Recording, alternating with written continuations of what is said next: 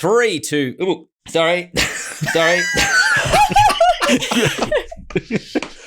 It's an awkward social interaction. Maintain my computer things. Making fun of old people, Southern people, or old Southern people. Because I'm going to be offended 2 of those 3. The people are here for you, James. I don't like people All right. about how horrible an adventure I wrote was. Dael, this is a tabletop RPG podcast. I have zero insights on this. James, please, take it away. No one knows. Benjamin.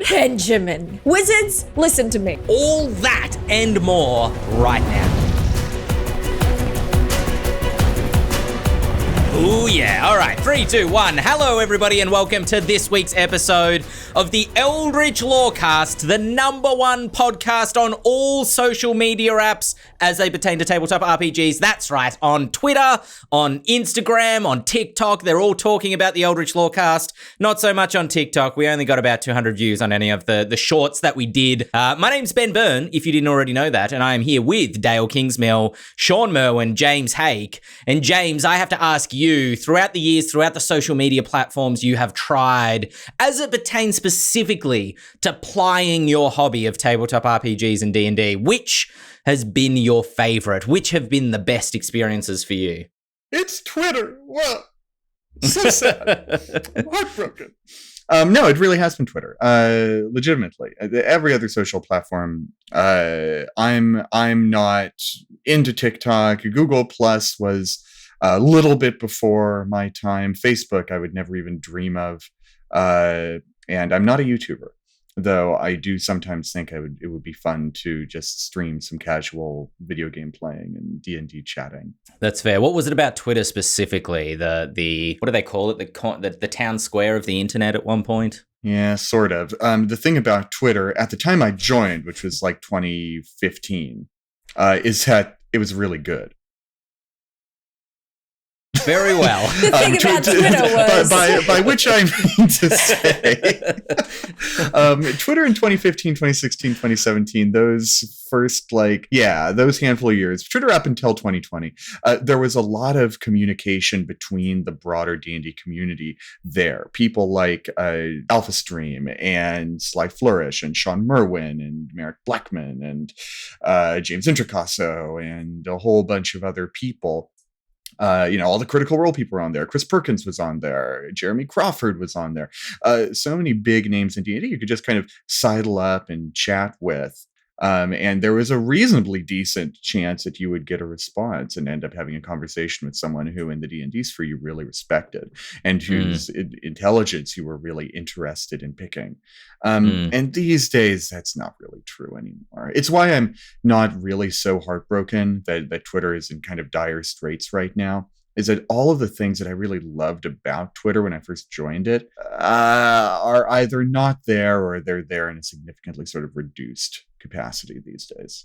Shawn, do you feel the same? Is Twitter your kind of tabletop RPG Shangri-La? Am I using that term correctly? I don't know. Anyway. No, it's okay. I use it. I do have people who I follow and who follow me and I chat with regularly. But being someone who's been around for a while before there was this thing called social media, the best thing still for me, as it was in 2001, as it is now, is conventions. Going to a convention and sitting down, listening to someone on a panel and asking them questions and then hitting them up afterward and sharing a game with them and sharing a meal with them and really sitting down and looking someone in the eye and hearing about what they like in games and seeing what they like in games by playing games with them. That's where the real learning is. That's where the real interaction is, instead of just broadcasting out into space. So I will always call conventions and game days and places where you play in person with someone the best gaming social media there is. That's fair. Dael Kingsmill, how do you feel about social media with tabletop RPGs? Where was your stomping ground, or is your stomping ground, I suppose? Yeah, I mean, it's true. I feel like I should really answer YouTube. That is sort of my main platform. But I think specifically with regards to tabletop RPGs and D&D, I think for me, it might be Reddit. I think that, you get a bunch of different very individual communities over there that have sort of, they're all so engaged and so interested in the back and forth debate. And look, every social platform has its foibles, its little flaws and tricky bits. But I don't know. For me, Reddit has been a great spot, particularly in the early days of my D&D videos. There's a lot of sort of generosity on Reddit for new creators. Someone you've never heard of who made an interesting video. If someone shares that on Reddit will watch it. They aren't looking for just who is the biggest name. And in fact, I think they kind of have a little bit of a bias against the more success. There's a bit of tall poppy syndrome going on Reddit, but I think that's great for up and coming creators, particularly in spaces like tabletop RPGs. Yeah, I've always found Reddit to be a little bit impenetrable, to be honest. I just kind of bounce off it each time. Yeah, it's a tricky one, right? Because there are all these sort of, there's Reddit, right? Etiquette of Reddit. And if you accidentally step beyond one of those boundaries without knowing, you can feel the wrath a little bit there. I only ended up getting a Reddit because in my digital media minor, we had to. That was where a lot of our assignments were. We literally had to post our assignments to a subreddit for the class. And it sort of, over time, I developed a love for the place. Reddit makes me think of web forums, which is where I really got my start. I loved being on video game forums and the forums at IGN and the official Nintendo forums when they existed and stuff like that. I love the sense of community that grew around who is on a particular board, who posts all the time, who does stuff like that. And I feel like Reddit almost has that feeling, but there's something, Reddit feels a little bit more anonymous than web forums because you have a name, but it's tiny and you don't have an avatar and you don't have like a signature and you don't have all these personalized trappings that you get on a classic web forum. So you can kind of forget who is who a lot more easily. And so the sense of community, I feel, is a little bit more dilute. It resists the pull towards celebrity, right? Like, it can happen. You can have people who on a specific subreddit become like really well known. It's like, oh, that's that person. And everyone, will wait for them to update or whatever. But for the most part, Reddit really pushes back against that. And it feels much more like you're kind of dropped in sort of an ocean of other anonymous people who are all just sharing their opinion. And I think that has its merits. I'm not cool enough to be on Reddit and not young enough to be on TikTok. So like my early tabletop RPG stomping ground was Facebook and getting into Facebook groups, which is how I found the group that I play D&D with regularly. And you can find specific interest groups around painting miniatures or, whatever it happens to be, which kind of seems like the evolution of Facebook from being this very like, you'd go to somebody's Facebook page and you'd, that was kind of what it was all about, was learning about other people, kind of in the opposite, inverse way of Reddit is about just, discussing the topic. Facebook used to be about discovering the people, whereas I feel like it's evolved a little bit away from that now, particularly because there's only people who are 30 years plus still using Facebook generally. But anyway, like moving 30 on. years old. Speaking of me, how much of the social media, as we move forward through the iterations of it, does it become more noise than signal? Does it become more performative than content driven? And how much actual learning or communication can you do when you're talking past people who are either performing or there to watch the performance rather than to engage with the content? And as a role-playing game, how much does that not transfer to being a role-playing game where communication is so important, but so is performance? Tell me a little bit more about what you mean by performance before we jump in. Performative, like on TikTok, you're not discussing things with people, right? You're not learning about something. Even role-playing game stuff, you get a 20-second spurt of information, but you don't get to ask questions. Now, you probably can. I'm not on TikTok. I don't know. But you probably can. But how much can you actually get out of that? It seems to be all in one direction. It's more advertising than it is communicating. even the communicative stuff is performative, because you can ask questions in the comments, and sometimes the TikTok person will make a video in response to it. But even that does feel like the sort of performative aspect of it. Sorry, I talked right over you. Keep going, Shawn. No, that you said what I meant. I mean, I think back to my start, which was hold your hats. Yahoo groups. So I belonged to about 50 Yahoo groups, and I met so many people that I could communicate to directly. Teos Abadia, Alpha Stream. The first communication I had with him was he was complaining about something in Living Greyhawk. I can't, Teos complaining, I don't believe it. But yes, he was. And so I had the chance to explain to him why this was how it was for these reasons. And I could list out the reasons, and I could do it to him privately. So it wasn't this trying to one up each other. And once I got to explain it, he understood, and then he could go and explain it to other people who he was in that echo chamber of, why is this so bad? And we could actually, teach. Merrick Blackman, the same thing. He put out on EN World, which is sort of a forum, about how horrible an adventure I wrote was. And so I could go to him, and he was right. And I could go to him and say, these are the reasons why this adventure was so bad. You are absolutely correct. Now let me tell you why, so we can learn together about how these different things that go into game design came up in this adventure. Do you remember what adventure that was, Shawn? I do. Yeah, but we I'm want to not know going the to say bad it. one. I'm not going to say it because I was a co-author on it. So I don't want to throw anybody under any bus. I live under the bus, but I don't want to throw anyone else under it. Fair enough. It will come up in a question that we have later in this episode. Okay. Everyone gets your detective notepads out. Yes. It's easy to believe that new media is creating this performative sort of quality, but I think that performance is present regardless. I think that it just becomes more obvious to us because certain algorithms will encourage certain types of performance, so we see it more often, right? So on Twitter, you can get a lot of traction on a tweet about D&D if you make it a hot take. You know what I mean? And it doesn't have to be well thought out, and it doesn't have to be well defended. People will I've accidentally tweeted hot takes. I didn't think they were hot takes.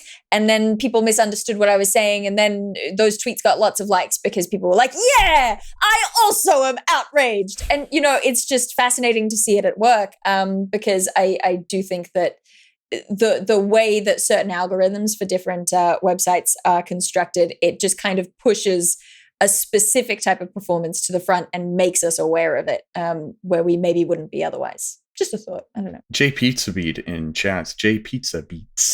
chat says any platform with sharing or voting is going to attract some level of performative content. And that's very true. People as social animals like the approval and attention of other people. And to a certain degree, I think that performative content can be a good thing because it kind of gives rise to the culture of a platform. Twitter has a different culture from Tumblr, has a different culture from Reddit, has a different culture from Facebook. And that will help you find the type of platform that you want to be on.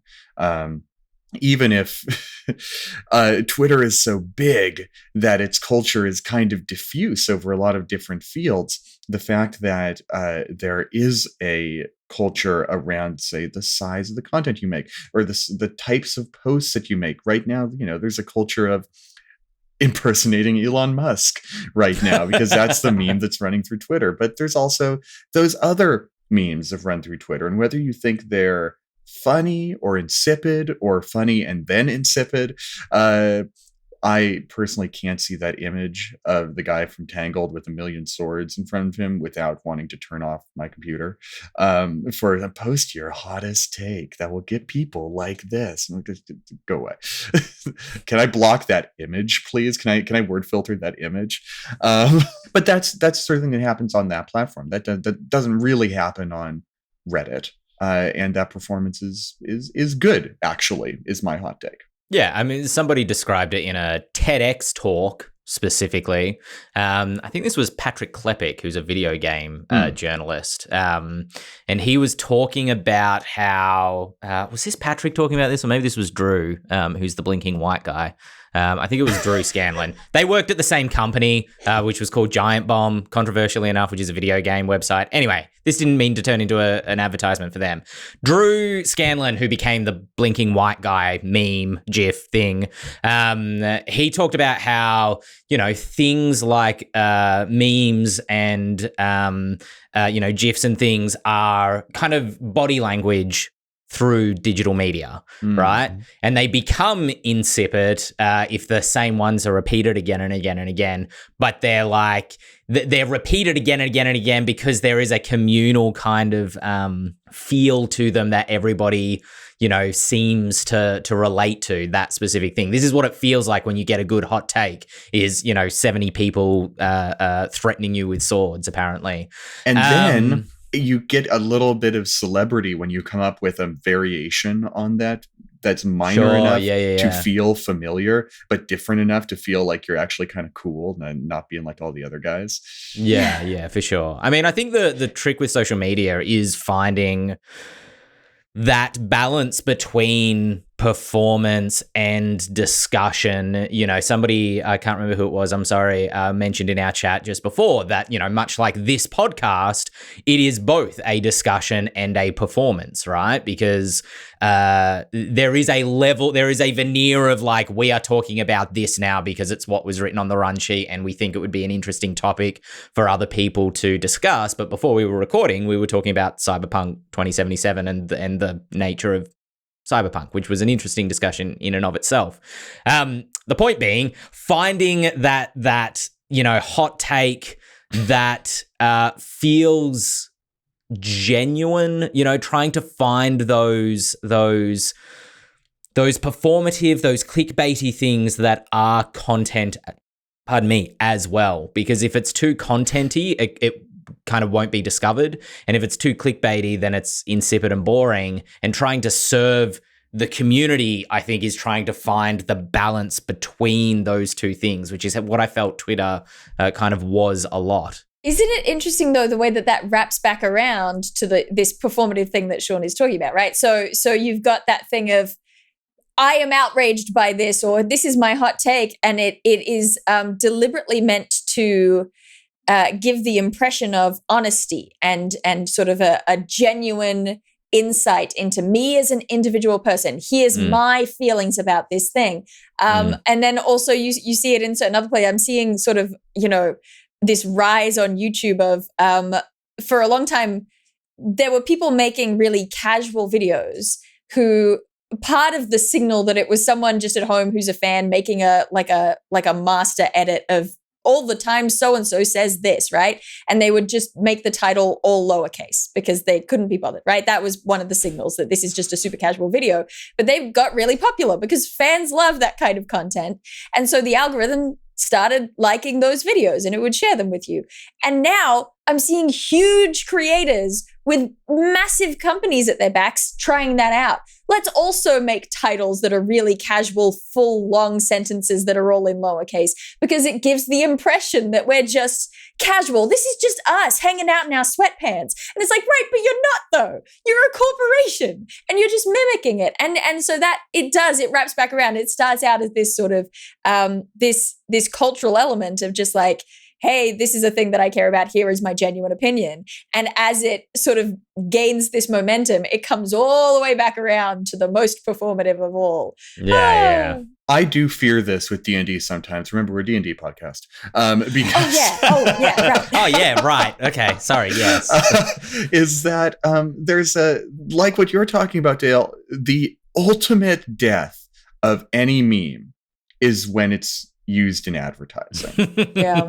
It is birthed on like Twitter or Reddit or something awful, and then it eventually reaches its old age in Facebook, and then it is dead and buried in the ground once an advertiser starts using it in their marketing. Then there is no hope for it. And so I kind of have, go ahead. No, I was just going to complain very specifically. I don't know whether you have them in the US. We have these KFC ads here that always say, shut up and take my money. But they clearly don't even understand the meme. They just say it with the strangest tone of voice. It never fits the conversation. And they clearly saw a meme and thought, that's popular. Let's put that in all the ads. Yeah, let's be relatable. We don't have that one specifically, but we have many like it. And so I have this fear that D&D is, it's got this sort of cultural grassroots cachet, even though it's being produced by a big company. I see this sometimes when D&D posts on like Instagram or something, because they follow Instagram culture. They want to fit in, but it never quite. It's always very, how do you do, fellow kids? Speaking of memes that I'm sure a company will use at some point. But it feels just like that. And I fear that D&D's sort of cultural coolness will very rapidly slip into that bucket and sort of become so cool it's uncool again. Yep, it'll happen. That's the cycle. Maybe. I feel like that's a misstep that like Hasbro or Wizards themselves needs to make. I don't know if that will necessarily come from the community. I feel like that's going to come from somewhere like Stranger Things or Honor Among Thieves, just they'll post some meme about lol when such and such rolled a natural one in the movie, and it's like a gif of them getting like slammed by a monster or something, and it's like, unfun. We've gotten through a lot of this conversation without setting up the context for it, which I really should have done at the top. But if anybody in the chat or listening to this doesn't know, if you're not on Twitter, the reason that this conversation is pertinent to tabletop RPGs in particular is that it's no secret Twitter has been purchased by Elon Musk, the world's most loved or hated billionaire, depending on your point of view. And there have been some sweeping changes. Just doing a quick reporting of the facts on the ground. Last week, 50% of Twitter's global workforce has been fired in what the workers were calling internally the snap, which I thought was hilarious when I read that. This includes the accessibility team. I can't remember the name of the gentleman who tweeted about this, but saying that the accessibility team has been taken out. That was the team that had alt text kind of introduced, and the alt badge introduced to images, among many other changes. And there's also been a massive incline of hate speech since Elon took over. That's an interesting one, only because there's probably some level of that are like people seeing what they can get away with, and seeing if they will get banned for that sort of thing. And then Elon very publicly like bartering with Stephen King over what the new blue check cost would be. So again, a little bit of background. I'm sure most people will be aware that if you've got a little blue tick next to your name on Twitter, this means that you are the person that you are reported to be. Stephen King is the author. Stephen King, if he has the little blue tick, it's not somebody impersonating or a parody account or something like that. That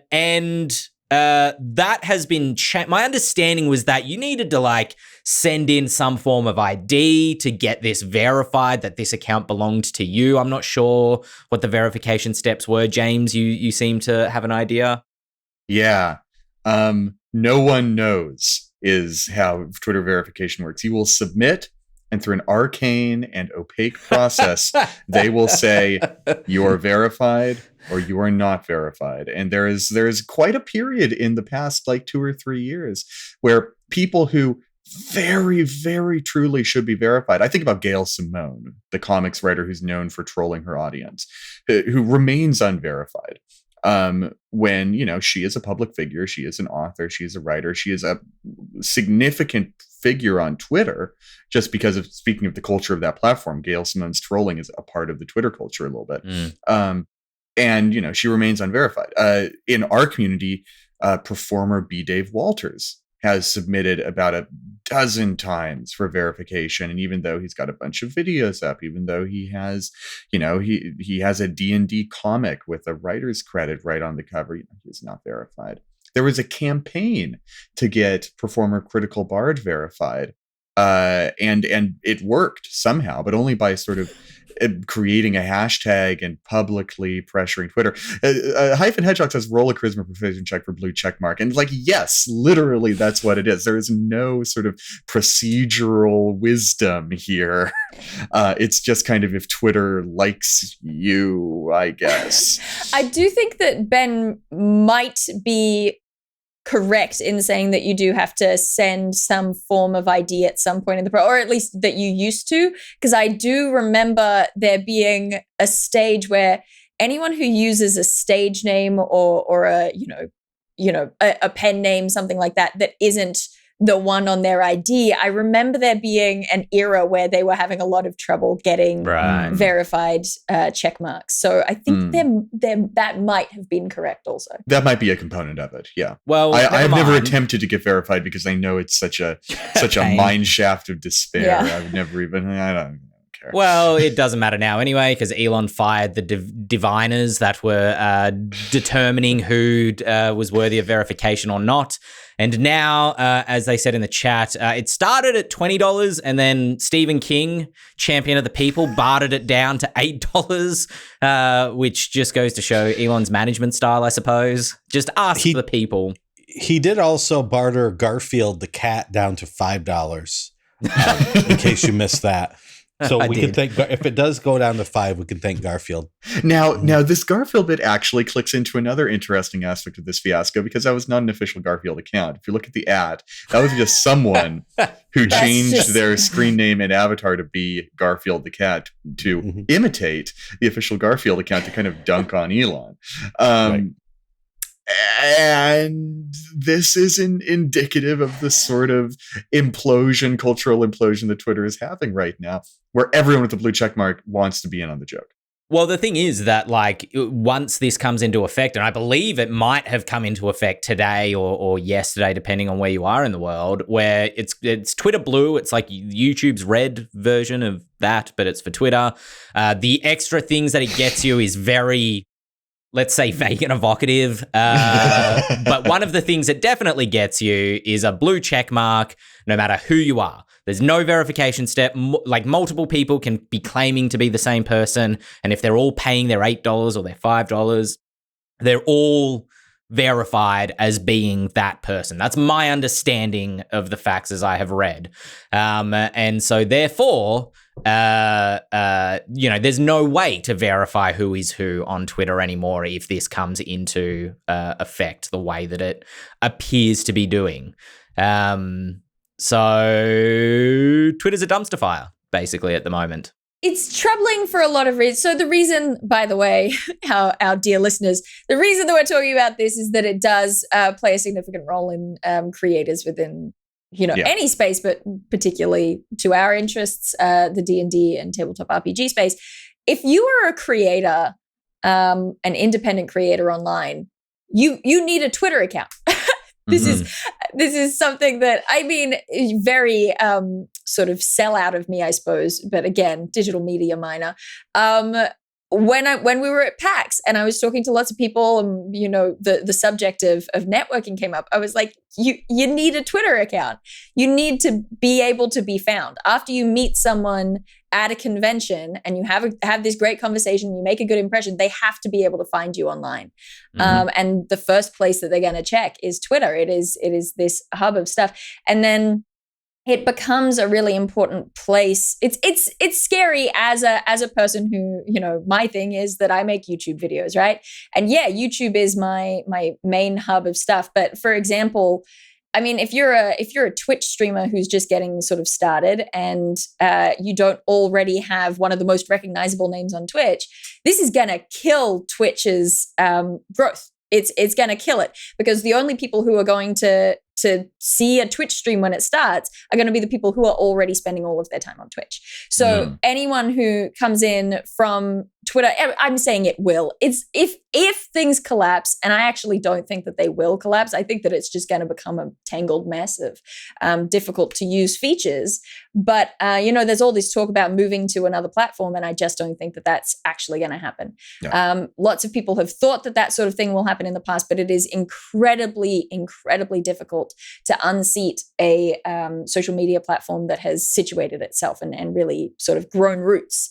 It's the same reason that Snapchat, while it technically still exists, it starts to fade, because the minute that Instagram, that has its roots set more than Snapchat does, starts doing the same thing Snapchat did, everyone's just going to use Instagram because they're already on it.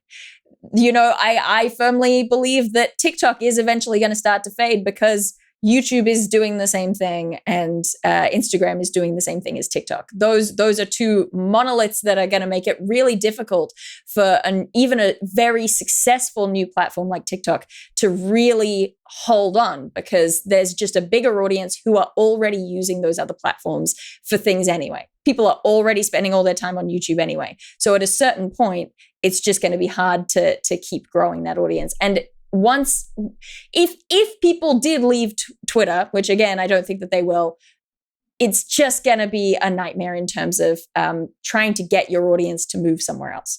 That's the biggest thing that is always hard. My core audience is on YouTube. I've got 100,000 plus subscribers, but trying to pull any number of those viewers over to any other platform that I'm creating on is nigh on impossible. And Twitter is kind of the hub from which you project manage that's the directing.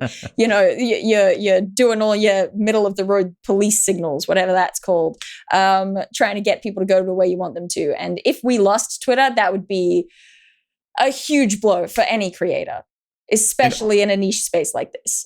And honestly, a huge blow, because there is no other platform that is robust enough to take on the Twitter refugees. Mastodon is arcane. Instagram is a different platform. No one's going back to Facebook. Google Plus is long since dead and buried. And what else? I'm actually interested to see if some people do go back to Facebook. That would be really fascinating.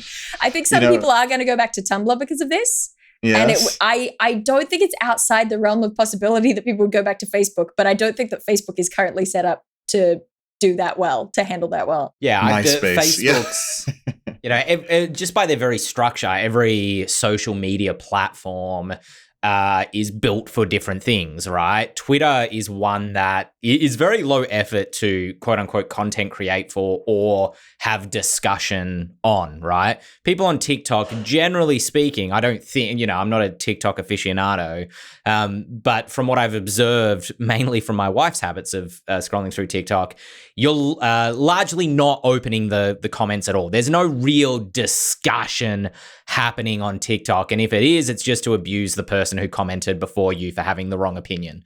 Whereas Twitter is much lower effort to create content on there because you're just typing it. You don't have to film something or photograph something or anything like that. And so it becomes much easier to have discussions rather than everybody kind of just having their own individualized experience. Whereas Facebook, by its nature, I don't think maybe Facebook pages or groups could fill that space. But even then, that's kind of partitioning people off. The thing that I think is putting people off Mastodon, as soon as I looked at it, it was like, choose a server. And I'm like, what? I don't want to be partitioned off into, am I not going to see other people's stuff if they're in a different server? How does this work? Speaking of servers, Discord, many content creators, Dael, many companies, Ghostfire, have a Discord that's specific to theirs. Even honestly, people who I didn't expect to have Discords have Discord servers. A friend of mine working in the RPG, someone said Borat voice, MySpace. Actually, no, I better not do it just to be safe. Sorry, what was I talking about? Discord. People who I wouldn't expect to be in the sort of Discord community, people who aren't streamers, for example. I think of streamers as having Discords, or companies that would have forums have Discords. But a friend of mine who's just a writer has a group of people that gather and share their games and, chat in a Discord server. And I don't know. Does someone who knows Discord servers better than I do? I join a bunch and then mute them and never look at them again because I get overwhelmed and terrified by the number of social possibilities Same. there. It makes me uncomfortable. Someone who knows Discord a little bit better than me, which given Dael, you you have a Discord server. Tell me the wisdom. Let me tell you a thing about my Discord server, James. Yeah. It's not actually my Discord server. I said I was going to make a Discord server, got overwhelmed and stressed out about it. 2 years later, people were like, hey, whatever happened to that Discord server you were going to make? And I said, I never did it because I got scared. And so then two of my community members, Locon and Shadow, got together and made the Discord server. So it's not actually mine. It's a fan server that I am in because I was scared of making it myself. So I also don't understand how Discord works.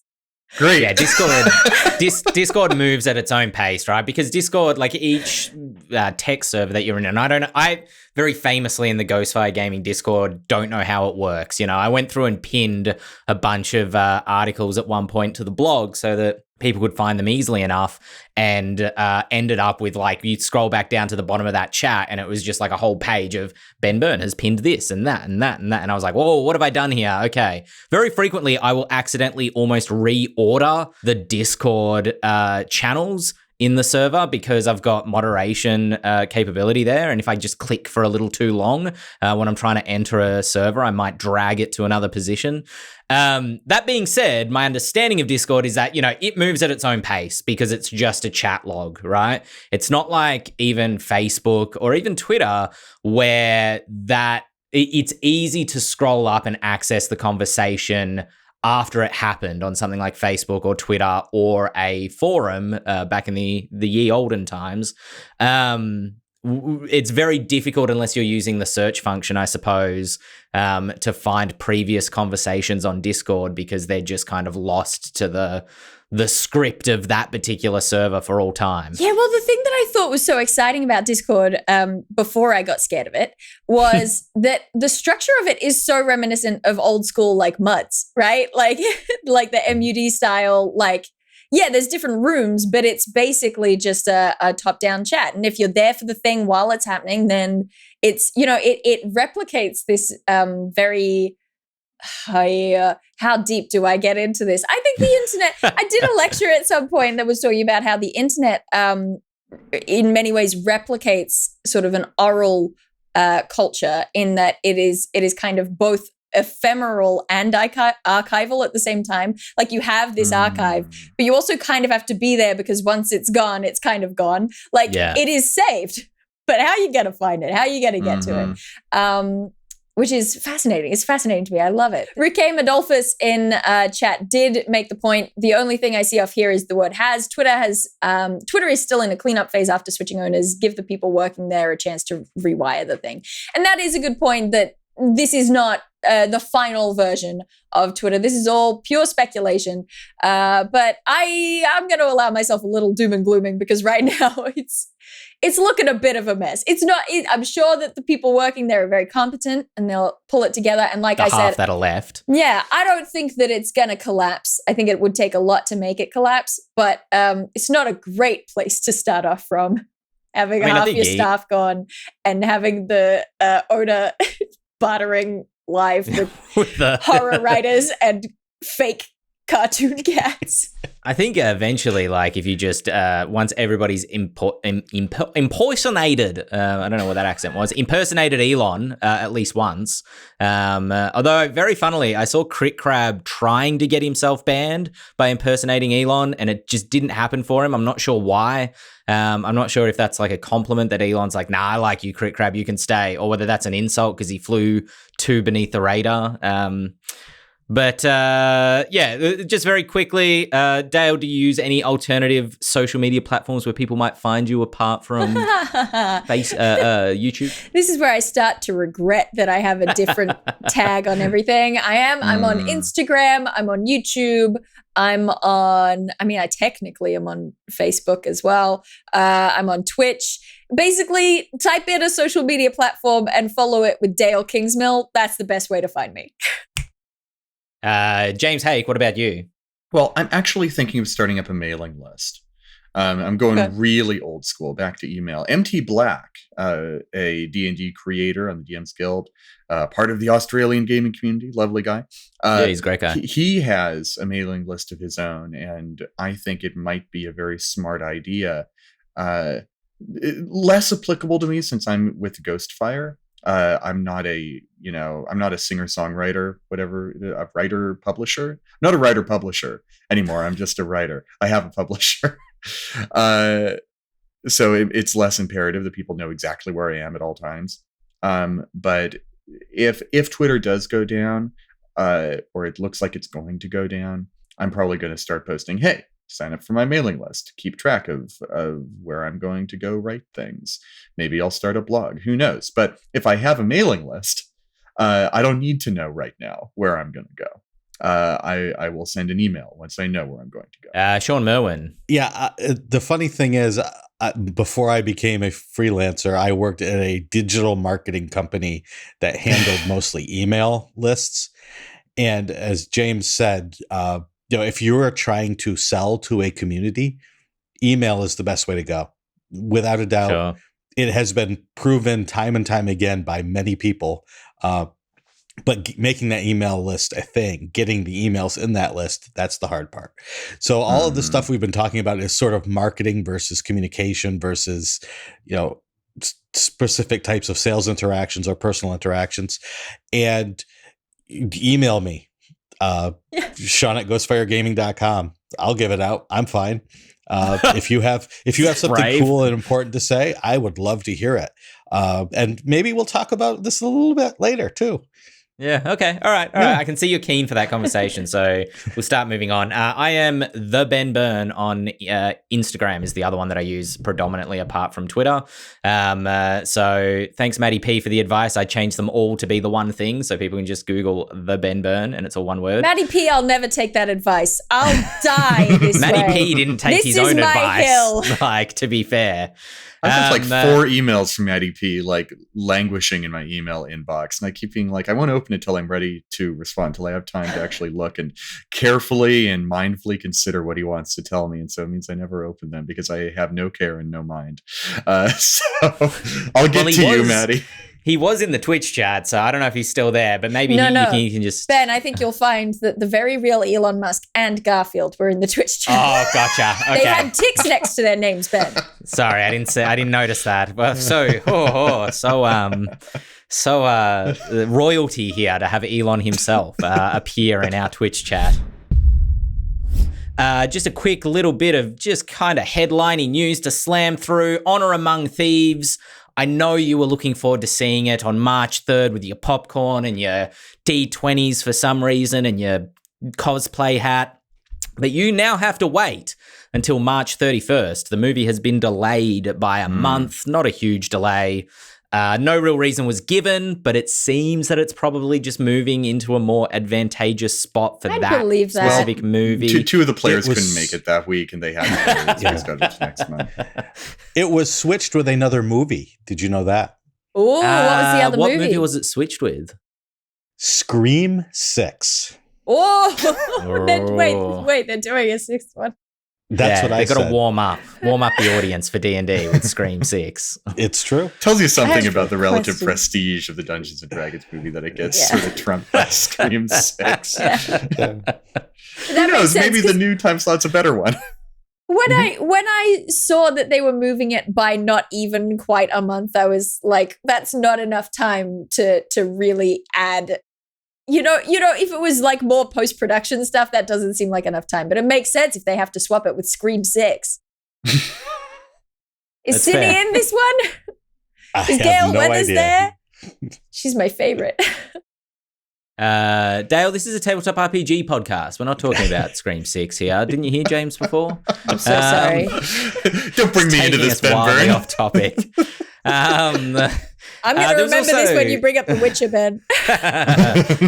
Hey, that's relevant for reasons. There is also a prequel novel, prequel graphic novel, I should clarify. The Feast of the Moon. I kind of missed this in previous weeks, but if you're jumping on those prequel novels that were being written that we mentioned a couple of weeks back, maybe this might interest you as well. It's focused on Chris Pine's character, Edgin, kind of saving a town folk from bandits. That sounds like a D&D adventure for sure. Check it out. Anyway, speaking of things that you should check out, I also just wanted to give a quick shout out to Ben Riggs who famous now Dungeons and Dragons historian who wrote Slaying the Dragon, which was a book that came out just this year about, I believe the tagline is the unwritten history or the secret history of Dungeons and Dragons. He posted an article recently about the Martin map, which I just thought was fascinating. I do have a link here, actually. No, I closed Discord, so I'm going to have to open that again. I'll post a link to this in the chat in just a moment, to the article to have a read yourself. But I'm just kind of curious, like, Shawn, would you know what I meant by Martin map before explaining what it is? Is it that much of a relic? It is a relic. I had never heard it by that name. Do you want me to explain? Yeah, go ahead. So this Martin map was the original map, the first map ever made of the Forgotten Realms, made by Ed Greenwood. And he made it, and it was at the TSR offices. And when one of the employees was let go, the map remained in his cubicle.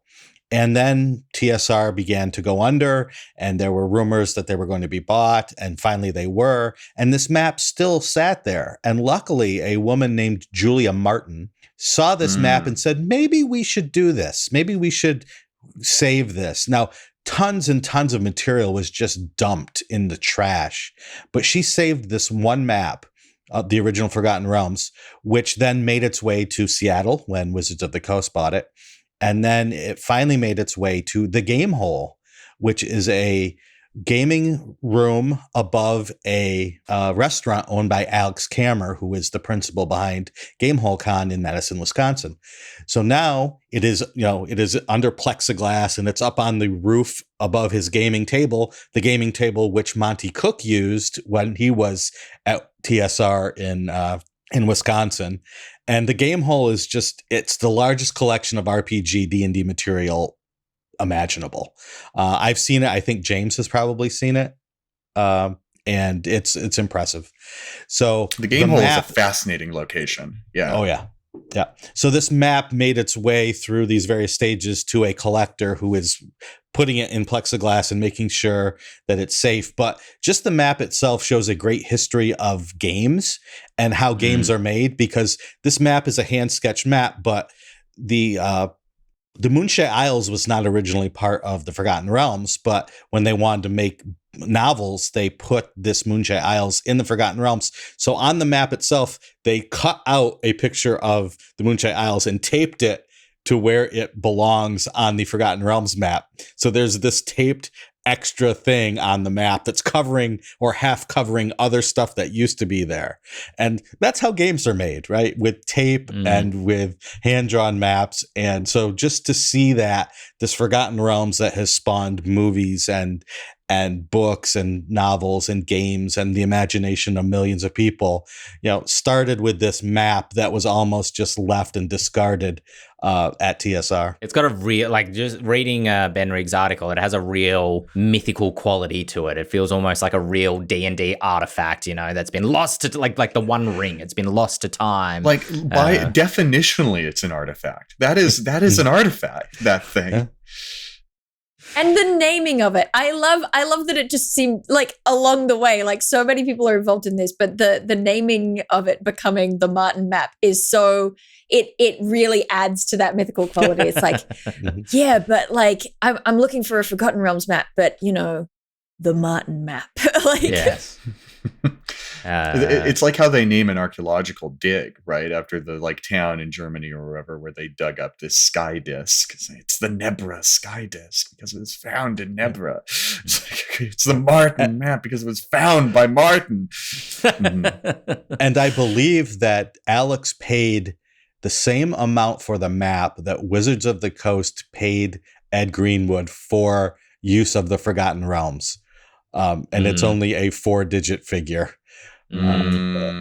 It's not enough for intellectual property. It might be enough for the map. Yes.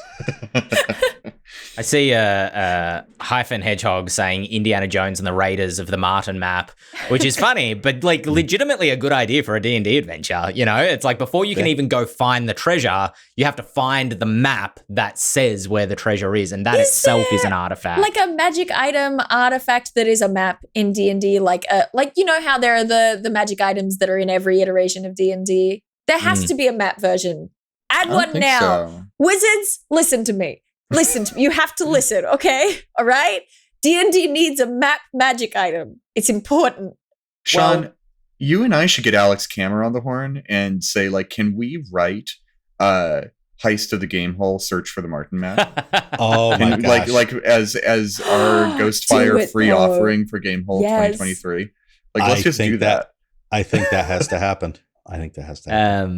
Well, speaking of things that have to happen, we need to move on to the next topic because I can see Shawn's chomping at the bit to discuss an email. podcast@ghostfiregaming.com is the email address if you want to email the podcast and ask us a question, or you can email Shawn at ghostfiregaming.com while he's handing that out.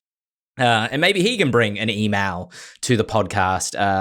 This one comes in from Ken, who is basically asking us to elaborate on, if you haven't seen it, on our YouTube channel, we uploaded a filmed version. Man, that makes me sound old when I say it that way. A filmed version, a filmography of our PAX panel where we discussed a little bit about what it looks like inside the tabletop RPG industry as a publisher, as an independent creator, if you are someone who is writing adventures, or maybe you're an artist, or maybe you're a cartographer.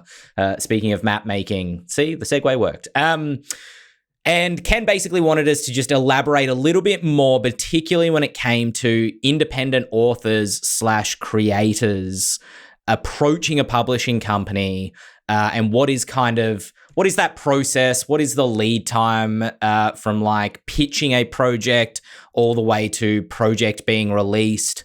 And I'm going to let Shawn go ahead in a moment. My take on this is that it seems like there's a bit of a misconception what a tabletop RPG publisher is by compared to like a typical book publisher or a video game publisher.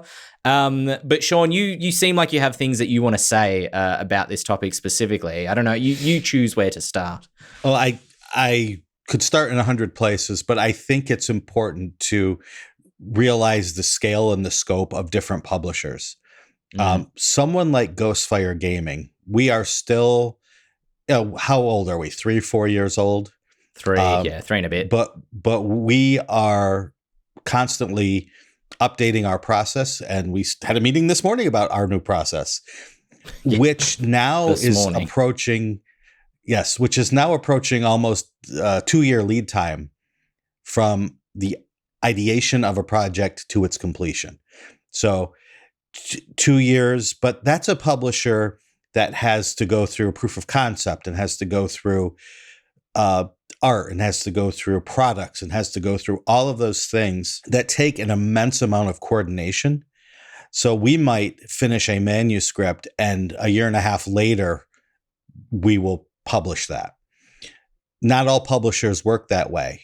Some publishers are digital only, and they can put together a product much more quickly. But regardless of who you're approaching as an independent creator who's looking to get your stuff published, know who you are and what you do, and know what the people you're approaching do. That way you can avoid a lot of wasted time by coming to Ghostfire with this idea for this small project, which we will not be able to do. Now, there may be ways that we could publish it in blog form or in other ways. So I'm not saying don't approach big companies if they have these other ways, because we're not going to take 1,000-page product and make minis for it and make maps for it, or 1,000-word product. But that's something that we might do. 1,000 pages either, though. That's true. If you're 1,000 pages, you also getting close. Need to go somewhere else. But so that's why you should say you were coming to Ghostfire with something. Understand, look at our Kickstarters, look at our webpage, look at the project that we've already worked on, and know who we are so that when you approach us and you know who you are, we can see if there is a connection business-wise or spiritually right away. So many times I've gotten pitches for things that are great, but I am in no place to do them in any way, shape, or form. So know that. And also, this goes back to our social media discussion. It's be on social media, but be off social media. Because if you're not on social media, it's hard for you to get your pitch to the people you need to. You need to know where to find them. You need to know all that information that I talked about just a second ago. But unless you have a good product to show them, it's not going to matter. So you have to get offline and you have to put your butt in the seat and you have to do the work of creating. And you cannot do that when you're checking Twitter every 10 minutes or whatever social media that you're using. You need to do the work. I've spent the last 48 hours going through a 180-page manuscript. I was not checking Twitter a lot. That's the kind of work that you need to put in to make sure that the product that you are going to pitch someone is the product that you should be proud of and want to get out there. I'm going to step off my soapbox now.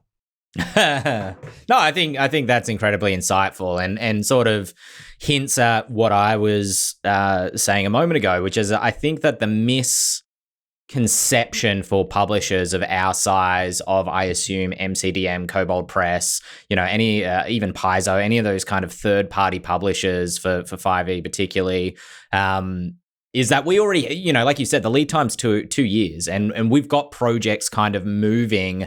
I think people think of tabletop RPG companies or publishers specifically and think of that word publisher in terms of we will take your work and we will publish it for you. Whereas I think what we're actually kind of closer to is like a video game studio that's actually creating the game and then publishing it ourselves, as opposed to, we are the BioWare as opposed to the EA or maybe we're closer to a CD Projekt Red.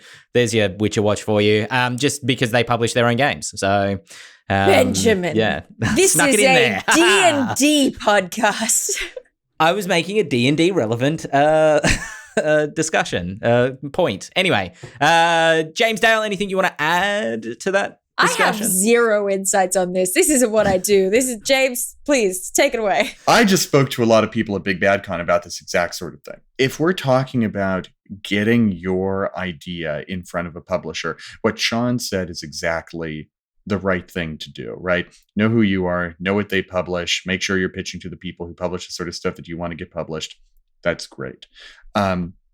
Generally, however, I would say that most publishers do not accept cold calls. They don't, very rarely, unless they have on their website explicitly stated, we have an open call right now.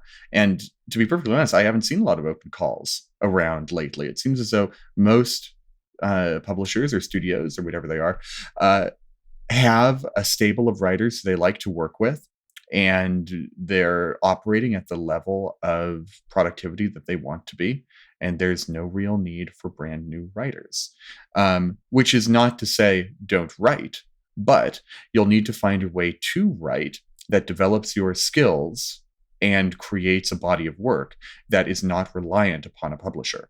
This actually dovetails very interestingly with our Twitter discussion earlier, because whenever I suggest to people, hey, you should start doing some work. You should publish on DriveThruRPG. You should publish on DM's Guild. You should write what you like and seek feedback from your peers and friends and fellow writers about how good it is and where you can improve and about what worked and what didn't work and, iterate, stuff like that.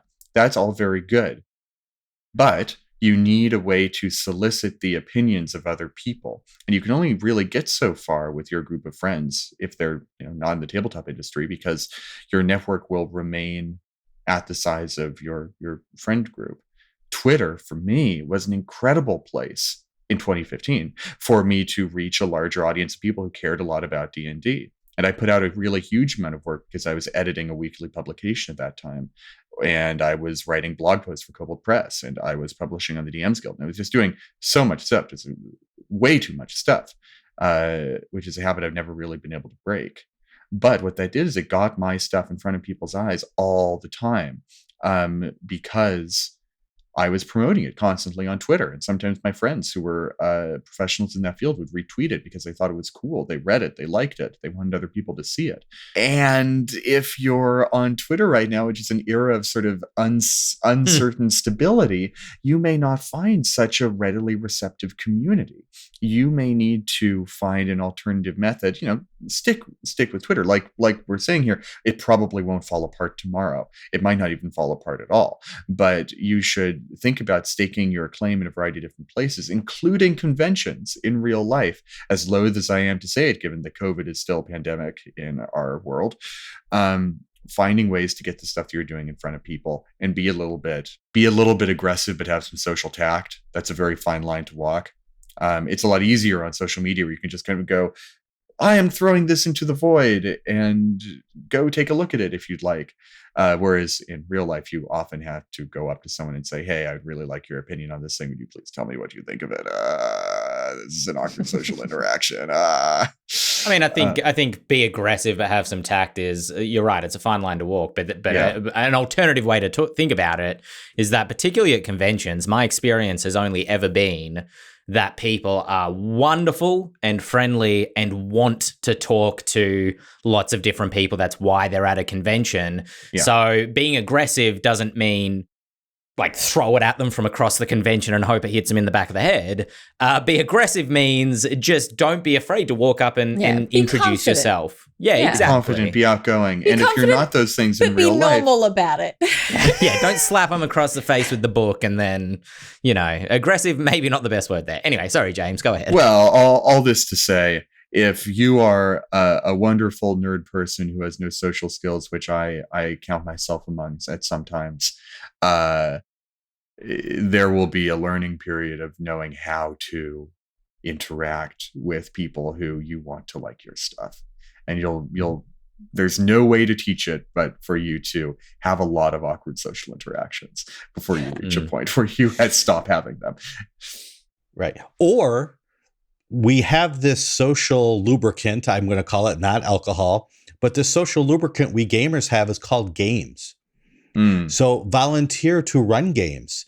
That way it's awkward, but you're doing what you love, which is running games for people. And if you go to a 3-day convention, again, COVID, notwithstanding, mask up, do the right thing, but run one game each day, and you have 5 players at your table.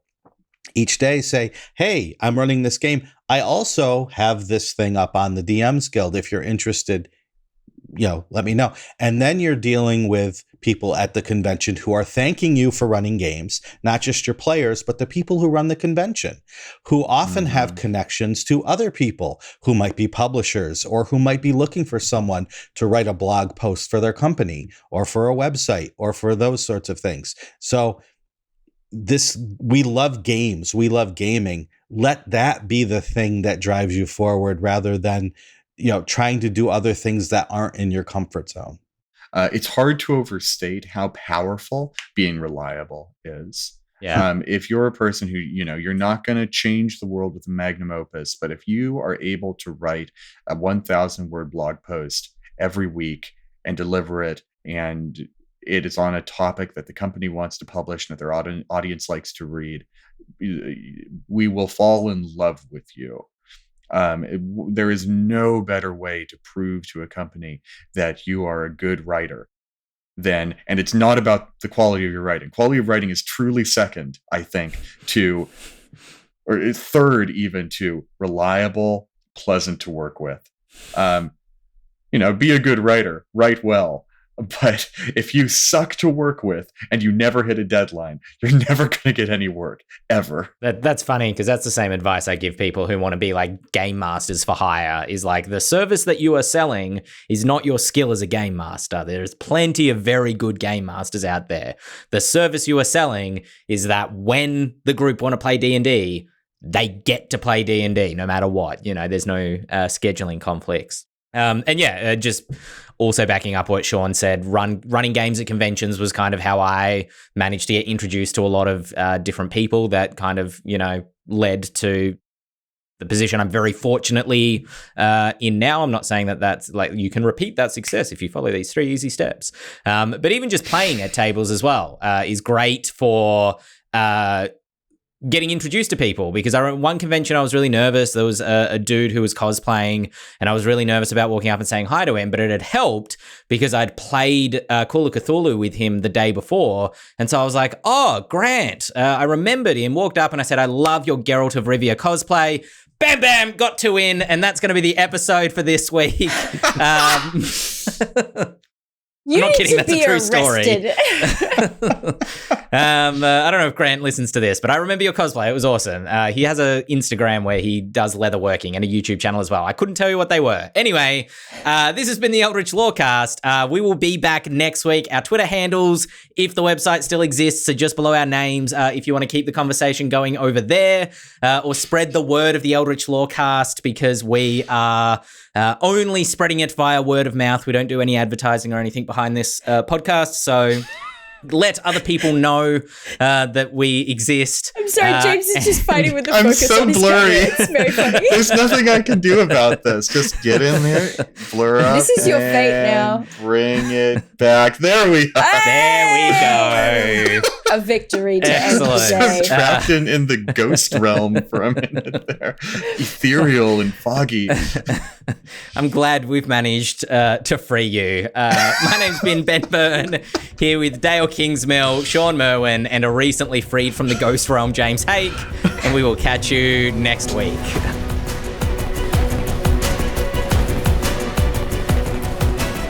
Thank you, Twitch chat. Thank you, I think, Recame, Apophilus for Adophilus. Sorry, man, I'm just... thanks for the PAX Oz crew.